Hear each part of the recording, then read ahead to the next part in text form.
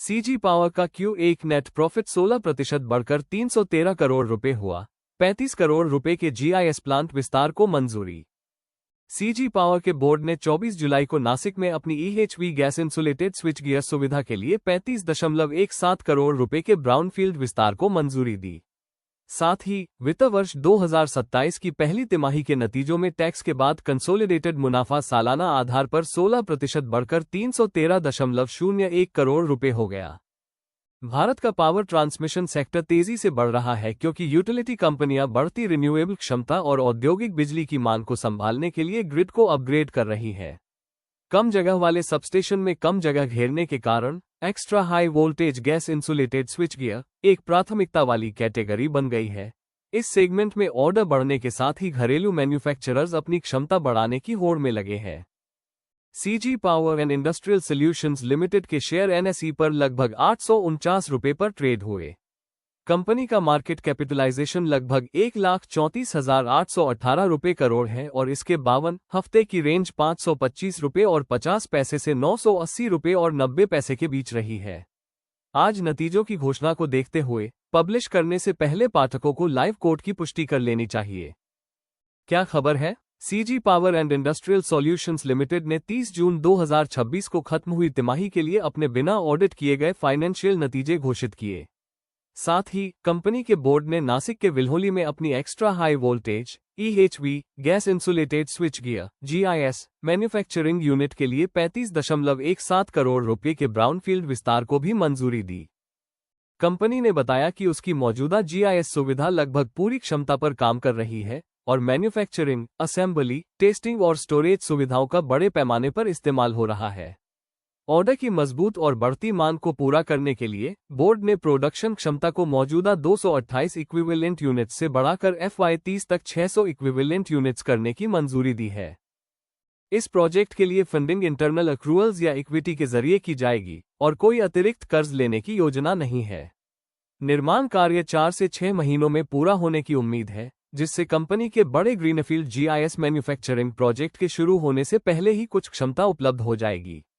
विस्तार की घोषणा के साथ साथ सीजी पावर ने ऑपरेशन से कंसोलिडेटेड रेवेन्यू 3,280.81 करोड़ रुपये बताया, जो साल दर साल 14% ज्यादा है, जबकि तिमाही के दौरान शेयरधारकों के हिस्से का टैक्स के बाद मुनाफा 16.3% बढ़कर 313.01 करोड़ रुपये हो गया। फाइनेंशियल और बिजनेस एनालिसिस। नासिक में विस्तार का मकसद सीधे तौर पर पावर सिस्टम सेगमेंट में क्षमता की कमी बॉटलनेक को दूर करना है, जो इस तिमाही में कंपनी का सबसे तेजी से बढ़ने वाला बिजनेस रहा है। अगर मैनेजमेंट की उम्मीद के मुताबिक ऑर्डर मिलते हैं तो नई क्षमता से आने वाले सालों में रेवेन्यू में लगातार बढ़ोतरी में मदद मिलनी चाहिए। हालांकि फाइलिंग में नई लाइन से जुड़े रेवेन्यू के बारे में भविष्य का कोई खास अनुमान नहीं दिया गया है, क्योंकि इस विस्तार में कम पूंजी लगती है और इसे कर्ज के बजाय कंपनी के अपने फंड से पूरा किया जा रहा है। इसलिए इससे कंपनी के कर्ज के स्तर या ब्याज खर्च पर कोई खास असर नहीं पड़ना चाहिए। 4 से 6 महीने में काम पूरा होने की समय सीमा से ये भी पता चलता है कि बड़ी ग्रीनफील्ड परियोजना से पहले ही अतिरिक्त क्षमता शुरू हो सकती है, जिससे मौजूदा ऑर्डर बैकलॉग को जल्द राहत मिल सकती है। नतीजों की बात करें तो Q1 FY27 में ऑपरेशन से कंसोलिडेटेड रेवेन्यू सालाना आधार पर 14.0% बढ़कर 3,280.81 करोड़ रुपए हो गया, जबकि मालिकों के हिस्से का टैक्स के बाद का प्रॉफिट 16.3% बढ़कर 313.01 करोड़ रुपए हो गया। इससे पता चलता है कि तिमाही के दौरान टॉपलाइन ग्रोथ के साथ साथ मार्जिन में भी थोड़ी बढ़ोतरी हुई है। हालांकि पिछले साल की चौथी तिमाही के मुकाबले कंपनी की पहली तिमाही में आमतौर पर सुस्ती रहती है। इसी पैटर्न के चलते मार्च तिमाही, जो सीजन के हिसाब से ज्यादा मजबूत होती है, की तुलना में रेवेन्यू और प्रॉफिट दोनों में गिरावट आई। मार्च तिमाही में रेवेन्यू 3,441.76 करोड़ रुपये और टैक्स के बाद प्रॉफिट 365.49 करोड़ रुपये था। अलग अलग सेगमेंट का परफॉर्मेंस एक जैसा नहीं रहा। पावर सिस्टम सेगमेंट का रेवेन्यू सालाना आधार पर 30.7% बढ़कर 1,398.24 करोड़ रुपए हो गया और सेगमेंट का प्रॉफिट 43.9% बढ़कर 324.09 करोड़ रुपए हो गया। ये सेगमेंट कंपनी की कुल ग्रोथ का मुख्य ड्राइवर रहा और नई मंजूर हुई GIS कैपेसिटी से सबसे ज्यादा जुड़ा हुआ है। कंसोलिडेटेड कमाई पर सेमीकंडक्टर सेगमेंट का बुरा असर पड़ा। इस सेगमेंट का रेवेन्यू सालाना आधार पर 13.3% घटकर 94.03 करोड़ रुपए रह गया, जबकि नुकसान 8.70 करोड़ रुपए से बढ़कर 49.99 करोड़ रुपए हो गया। इससे मुख्य इलेक्ट्रिकल इक्विपमेंट बिजनेस से हुई बढ़त का कुछ असर कम हो गया।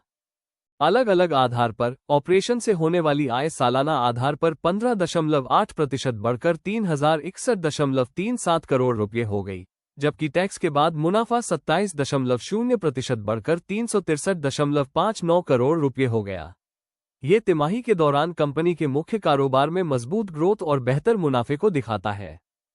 इंडस्ट्री और स्ट्रेटेजिक एनालिसिस। भारत में ग्रिड को मॉडर्न बनाने और रिन्यूएबल एनर्जी को जोड़ने की कोशिशों से ईएचवी स्विचगियर के लिए मार्केट का दायरा बढ़ रहा है।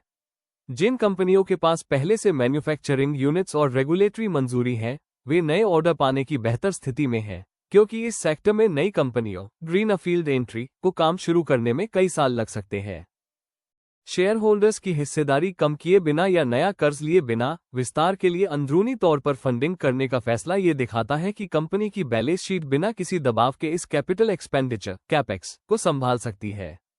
कंपनी के पास पिछले फाइनेंशियल ईयर में 3000 करोड़ रुपए के क्वालिफाइड इंस्टीट्यूशंस प्लेसमेंट से मिली रकम में से 2497.35 करोड़ रुपए अभी भी बिना इस्तेमाल किए हुए पड़े हैं। इसमें से 30 जून 2026 तक तय मकसदों के लिए सिर्फ 502.65 करोड़ रुपए ही इस्तेमाल किए गए हैं। सेमीकंडक्टर सेगमेंट में लगातार हो रहा नुकसान एक चुनौती और रणनीतिक चिंता का विषय बना हुआ है। कंपनी ऐसे बिजनेस में निवेश कर रही है जो अभी तक मुनाफे की राह नहीं दिखा पाया है, जबकि उसका मुख्य इलेक्ट्रिकल इक्विपमेंट बिजनेस बढ़ रहा है। नतीजों में बताए गए चल रहे डायरेक्ट टैक्स से जुड़े कानूनी मामले भी एक ऐसा ही पहलू है जिन पर निवेशक नजर रखेंगे। हालांकि मैनेजमेंट को उम्मीद है कि इनका नतीजा उनके पक्ष में होगा। स्टॉक का trailing price to earnings ratio 116.31 है। एक्सचेंज ने इस बात को हाईलाइट किया है कि यह रेशियो लगातार 4 तिमाही तक 50 से ऊपर रहा है। इससे पता चलता है कि मार्केट ने उस ग्रोथ का काफी हिस्सा पहले ही प्राइस में शामिल कर लिया है, जिसे कंपनी अब अपनी कैपेसिटी बढ़ाने के जरिए हासिल करने की कोशिश कर रही है। कंपनी की जानकारी। मुरुगप्पा ग्रुप की company CG power and industrial solutions limited power system, industrial system और सेमीकंडक्टर जैसे कई क्षेत्रों में काम करने वाली एक इंडस्ट्रियल मैन्युफैक्चरर है। इसके पावर सिस्टम सेगमेंट में ट्रांसफॉर्मर और स्विचगियर शामिल है, जैसे कि EHV-GIS प्रोडक्ट्स, जो नासिक में किए जा रहे विस्तार के लिए बहुत अहम है। कंपनी का कामकाज Netherland, Germany, Sweden, Singapore, America और तुर्की में मौजूद इसकी सब्सिडियरी कंपनियों के जरिए फैला हुआ है।